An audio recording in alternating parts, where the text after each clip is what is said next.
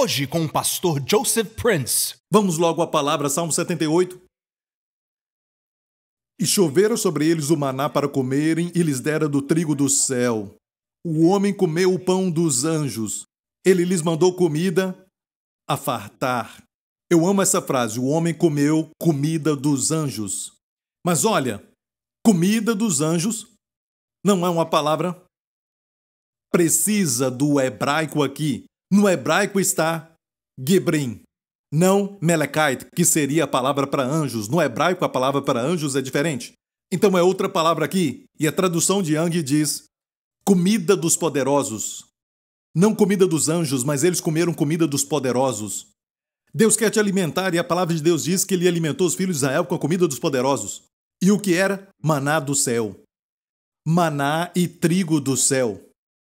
O maná que caía todo dia, quando acordavam. A Bíblia diz que era algo lindo, está em Números 11, verso 9. Diz que quando o orvalho caía, o maná caía sobre ele. Olha isso.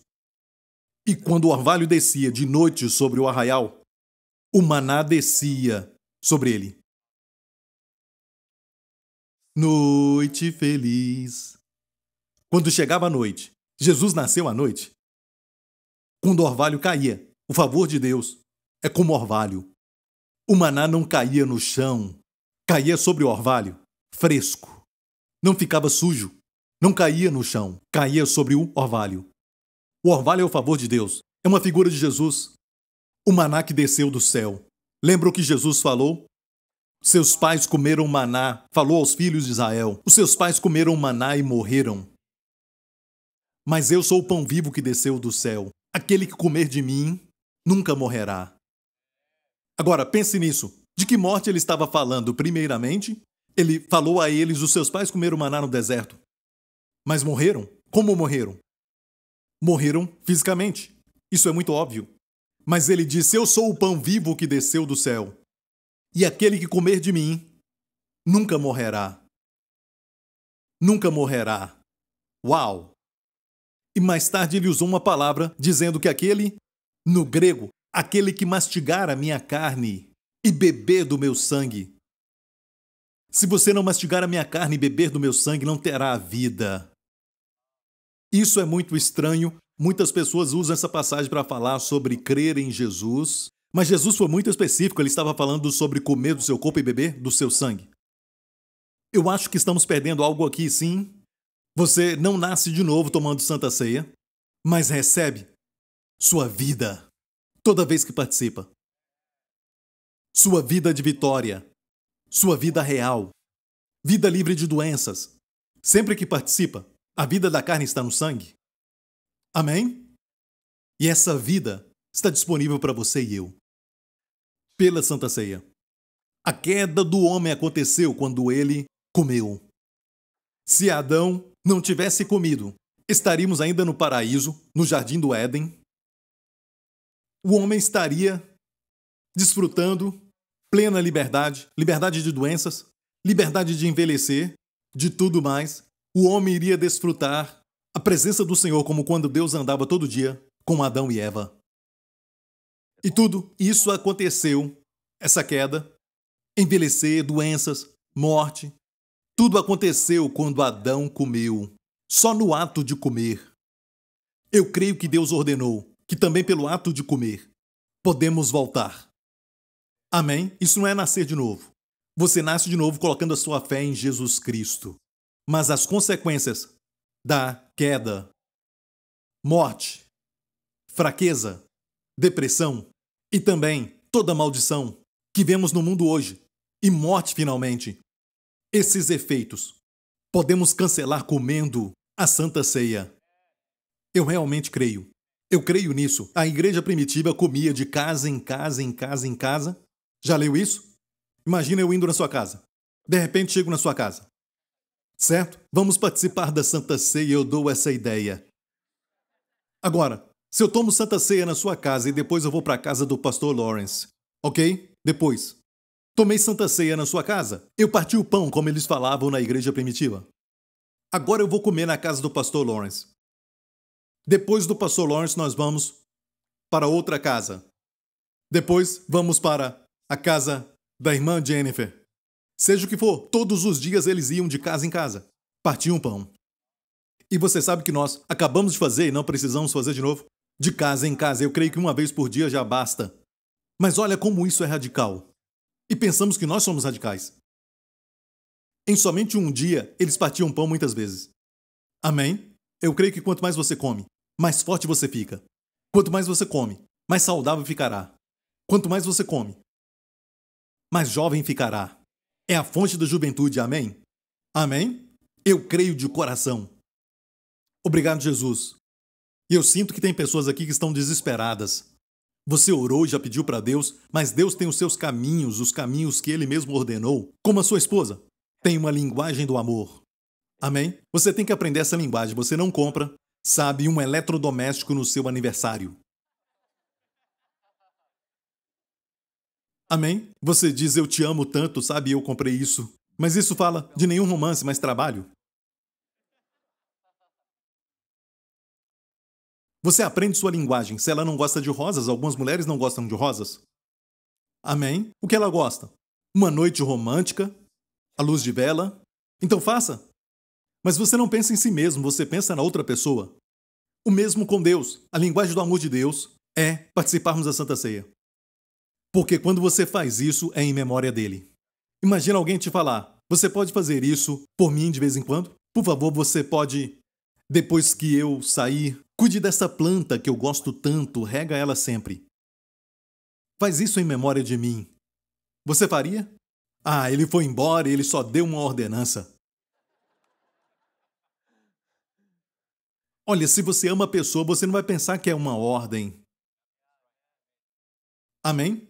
E também na área de prosperidade, na área de certas provisões para a nossa vida. Sabemos que a Bíblia diz em alguns livros do Novo Testamento, como no dia do Senhor, cada homem separava de acordo com que Deus o prosperava. Isso é Novo Testamento. Todo dia do Senhor, todo domingo, separava de acordo com a prosperidade. Então, temos os 10%, que é o mínimo que Deus pediu, e nenhum sócio pede 10%. Mas é a sua linguagem de amor, na Bíblia toda é a sua linguagem de amor. Você não tem que ter um novo mandamento, um completo mandamento dizendo para você, você deve dizimar. Não tem esse mandamento porque a nova aliança não é sobre isso, mas sim uma resposta de amor. Alguns dizem, eu dou tudo para o Senhor. Eu não creio em 10% do Antigo Testamento, eu dou tudo para o Senhor. Olha, muitos deles não dão nem 1%. Então 10% é o mínimo, mas é uma expressão de amor. Sua linguagem de amor. Quer dizer que você se lembra que eu sou aquele que te dou prosperidade. Eu sou quem te abençoou com essa casa nova, quem te abençoou com essa promoção. Eu fiz isso. Você reconhece isso dando o dízimo. É sua linguagem de amor, não nossa. Você diz, eu não entendo isso, para que fazer tantas vezes? Sabe? E a Bíblia nos fala que quando o maná descia, os filhos de Israel disseram, manhu, em hebraico, manhu, manhu, diga manhu, que é maná. Literalmente. Quer dizer maná. Não maná onde? Quer dizer maná, o que é isso? O que é isso? O que é isso? O que é isso? Jesus veio no Novo Testamento e disse o quê? Eu sou o pão vivo. Eles não sabiam o que é o pão vivo. Mas olha o que aconteceu com Israel nos 40 anos no deserto. Ficaram acostumados com o maná. E é em Números 11, vamos ler esta passagem, mesmo capítulo que lemos, e diz que reclamaram, dizendo, lembramos-nos dos peixes que no Egito comíamos de graça. Primeiro, nunca foi de graça. Eram escravos. A nossa memória é curta quando falamos da nossa depressão, os nossos relacionamentos dos quais Deus nos livrou. Pensamos nos momentos bons, depois que saímos daquilo. Nos esquecemos das lutas constantes e todas as coisas ruins. Foi bom Deus te livrar daquele rapaz. Não estou falando de quem casou. Também temos lutas. Amém? Mas aqueles que namoram e às vezes sofrem tanto porque Deus permitiu que aquele relacionamento acabasse e Ele fez isso porque Ele te ama. Amém? Nem tudo aquilo que é mal, na sua aparência, pode ser mal. As frustrações podem ser boas. Se não largasse aquela pessoa, não conheceria a nova pessoa que Deus tem para você. Amém? Mas nos acostumamos com aquilo que é familiar. Às vezes, as nossas cadeias, que nos prendem, nos acostumamos tanto com elas que sabemos de cada detalhe. Quando somos libertos daquilo, voltamos para as cadeias. Foi dito que, quando MacArthur liberou muitos prisioneiros nas Filipinas, estavam se escondendo em algumas cavernas e elas estavam cheias de cadeias com barras que os prendiam ali. E quando ele os soltou para saírem daquele lugar onde estavam presos, eles saíram. Mas depois de um tempo, todos voltaram para lá. Por quê? Porque os olhos não estavam acostumados com a luz do sol. Se acostumaram com a escuridão. Você pode ficar tão preso que você fica acostumado com seu vício, acostumado com a depressão, acostumado com a doença, acostumado com as trevas. Deus tem algo melhor para você lá fora. A luz pode ferir para depois te libertar. Mas é porque as suas cadeias estão reagindo à luz. Os seus olhos estão reagindo à luz. Só espera um pouco. A liberdade é bem melhor. Aleluia! Você está entendendo, igreja? Amém? Então, lembramos-nos dos peixes que comíamos de graça no Egito, e dos pepinos, e dos melões, e dos porros, e das cebolas, e dos alhos. Você contou o número de comidas lá? Exatamente 6, número do homem, peixe, pepinos 2, melões 3, porros 4, cebolas 5, alhos 6. E tudo isso que comiam, todo mundo sabe quando você come.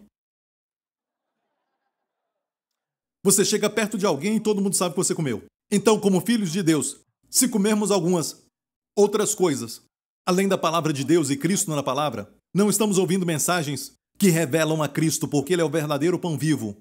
Se nós estamos ouvindo, nos alimentando do noticiário o tempo todo, e o noticiário só fala de coisas ruins, e nos alimentamos, é necessário às vezes ouvir a notícia para ver o clima ou algo assim. Seja qual for o tipo de notícia, se a sua carreira está ligada talvez à bolsa de valores, você tem que se manter informado, eu entendo isso, mas muito daquilo é desnecessário. Só fala de coisa ruim. No mundo, isso vai te prejudicar, vai te deprimir. Tome cuidado quando você vai para o trabalho com o que você está ouvindo. Amém. Não escute as notícias ruins. Amém. Porque esses são os pepinos, os alhos, as cebolas do mundo. Escute e se alimente do pão vivo. Amém. Escute a pregação do Joseph Prince. Não é ruim. Sabe? E te digo uma coisa, tem pessoas que foram tocadas, como esse testemunho aqui, um dos mais recentes, de um dos nossos irmãos da nossa igreja. Em 2017, os doutores descobriram 16 caroços na tireoide da minha mãe e tinha suspeita de 2 deles serem cancerosos. E quando foi feito outro teste mais tarde, descobriram agora 19 caroços, incluindo aqueles 2 caroços que tinham atividade suspeita. Tiveram que remover todos os caroços e ela perdeu a sua voz completamente. No começo do ano, eu e minha mãe participamos do primeiro culto do ano na nossa igreja e ouvimos a mensagem sobre o ano do jubileu. Você mencionou que ainda que o começo seja ruim, o final vai ser de vitória. Os médicos falaram que minha mãe poderia recuperar a sua voz depois de 6 meses, mas algumas pessoas nunca recuperam. Escolhemos não aceitar essa palavra, mas participamos da Santa Ceia e declaramos que temos um grande Jesus, que vai além das nossas expectativas e nos abençoa tanto. Amei isso. Minha mãe cantava ao Senhor, mesmo quando ninguém podia ouvir a sua voz. Depois de 3 semanas, sua voz foi completamente restaurada, 120%. Escute, se tornou mais forte. O ano de jubileu trouxe vitória em todas as áreas da nossa vida. Obrigado, pastor, por pregar o evangelho da graça e impactar tantas vidas. Glória ao nome de Jesus. Aleluia! Agora escute, tem o outro aqui. Eu era viciado em drogas. Uma senhora do Alabama. Se você é do Alabama, Estados Unidos, essa senhora é de lá. E ela disse, eu fui viciada em drogas por 15 anos. Eu tomava cerca de 30 pílulas para a dor, eu tomava todo dia. Eu também fumava crack todos os dias com outras drogas. E ainda tomava 2 tipos de tranquilizantes em cima de tudo isso. Eu amava a Deus, eu era salvo, mas não achava que Deus me amava. Por causa do uso das drogas e toda a mentira e o que eu fiz para poder manter o meu vício. Então eu fui parar na cadeia e passei 30 dias lá, e a minha vida mudou. Eu fui presa pela primeira vez e eu fui acusada de 2 crimes. E passei 30 dias na solitária, uau! Ficou na solitária. Só tinha uma coisa para ler, a Bíblia. Então ali, depois de 30 dias eu li e acreditei que eu não era odiada por Deus. No primeiro dia que eu saí, minha irmã me falou do pastor Joseph Prince. Olha, é sempre assim. Alguns descobrem o meu app ou então assistem um programa na televisão. As pessoas na América, eu fico até maravilhado por pessoas que trocam os canais. Sabe quantos eles têm? Na América, é tão louco que enquanto eu estou pregando já acrescentaram mais um. Certo? E eles me encontram e é incrível porque eles me encontram exatamente na hora certa e ouvem o que precisavam. Isso é incrível porque se as pessoas falam coisas ruins sobre você, mas e quando Deus recomenda? A igreja ou então o pastor? Eu sou tocado por isso. Me dá muita força em saber que o Senhor usa uma irmã, como foi aqui neste caso. Amém? Agora vamos continuar lendo. Eu assisti pela primeira vez em setembro de 2013 falando sobre a graça e pela primeira vez depois de 15 anos de vício, não me senti condenada. Daquele dia em diante assisti o pastor Prince todo dia. Ele prega a verdade e dá verso sobre quanto eu fui perdoada. Por 3 meses, fiquei na casa dos meus pais e assisti os seus programas. E fui capaz de limpar a minha mente de todo pensamento errado. Pastor Prince me salvou, sabemos que é Jesus. E me ajudou a discernir a Bíblia. Quando você crê certo, você vive certo. Eu estou limpa já fazem 5 anos. E agora estou vivendo pela primeira vez na vida. Agora estou vivendo pela primeira vez. Eu agradeço a Jesus todo dia por ter me salvado. Ele é agora o meu melhor amigo. Eu vivi uma vida que me levou à prisão e condenação e agora eu não vivo mais assim. Eu sou a justiça de Deus em Jesus Cristo. E minha vida nunca foi tão boa. Amém. Eu era uma enfermeira aqui e fui durante todo o tempo do meu vício. Deus me permitiu manter a minha licença. As 2 acusações foram eliminadas. Depois de 3 anos de audiências. Não só fiquei livre dos meus vícios, mas me livrei também da depressão. Pastor Prince, obrigado. Ainda te assisto toda manhã. Glória a Deus. Obrigado, Jesus. Aleluia. A Deus seja a glória e todo louvor. Amém. Deus é tão bom, igreja. Deus é tão bom. E mesmo assim, os filhos de Israel disseram, lembramos-nos do peixe que comíamos de graça no Egito. Os pepinos. Eles começaram a falar assim. Os melões, os porros, alhos e cebolas. Toda essa comida te dá dor nas costas quando você pega, porque são comidas do chão, melões, peixe, pepinos, melões, eu já mencionei, cebolas, alhos, comida do chão. Mas a comida da terra da promessa que mana com leite e mel é fácil de pegar. Está tudo neste nível assim. Você pega romã, você pega uvas, você pega tudo isso que está no seu nível. Toda comida, até mesmo o trigo, quando ele está pronto para a colheita, amém, fica alto assim. Amém? Olha bem, quanto melhor o trigo, mais se encurva. Mas o trigo novo fica... Sabe? O que eu quero dizer é que quando a cabeça do grão, a cabeça do trigo está cheia, tem algo na cabeça. Quando você está maduro, você se humilha. Quando você não é, o seu grão não está cheio, você não sabe de nada, sabe? Eu sei de tudo, ok? Isso foi de graça. Mas agora, falaram agora, a nossa alma se seca. Coisa nenhuma há se não este maná diante dos nossos olhos. Em uma versão diz, não tem nada na nossa frente a não ser maná, maná, maná. Maná, maná. Mana, mana, mana. Falaram isso. Imagina, a comida do céu, comida dos poderosos se tornou para eles nada a não ser uma alma seca. Não tem nada na nossa frente. Ah, eu não entendo porque o pastor Prince só fala de Jesus, Jesus, Jesus. Não fala mais nada? Não, amigo. É tudo sobre ele. E quando você ouve dele, é algo novo, algo poderoso para a sua vida. Amém? Quando você o vê, você muda. Isso te alimenta. Quando você o vê, você é liberto. Você também fica curado. Quando você o vê, você muda. De glória em glória. Até seu casamento pode ser transformado. Só contemplando Jesus. O diabo tenta nos distrair para não olharmos para ele. Olhando para Jesus.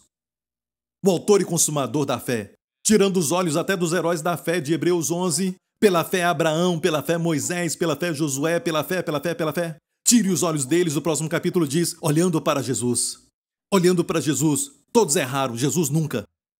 Amém? Toda mensagem que revela Jesus para você, agradeça a Deus por ela. Não diga nada além de Jesus, Jesus, Jesus. Sabe o que aconteceu? No final desse capítulo? Tem um lugar agora no deserto chamado Kibroth Atavá. Kibor ou Kibroth quer dizer sepulturas, Atavá quer dizer desejo ou pecado, pecado de lascívia. Desejaram algo melhor do que o maná e morreram. Foram enterrados no deserto. Você acha que foi só isso no livro de Números que lemos? Mas se você continuar lendo até chegar no capítulo de número 21, o Senhor falou para Moisés outra história que também aconteceu no deserto.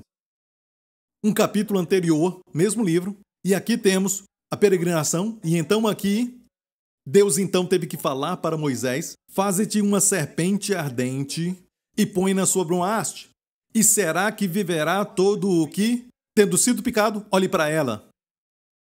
Faça uma serpente ardente, coloque na haste. E se você pudesse ver aquilo, a haste era assim e fazia uma cruz, para a serpente se enrolar nela. Você está entendendo? E Jesus falou a Nicodemos, em João 3, como Moisés levantou a serpente, o Filho do Homem será levantado.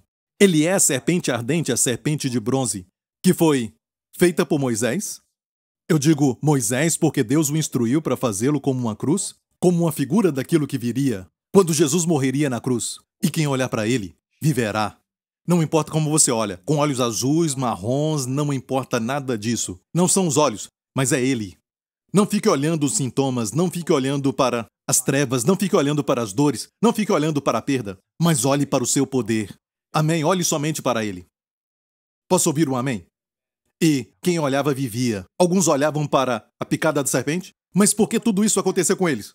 Deus os protegeu no deserto, mas o que aconteceu para que essas tais serpentes viessem?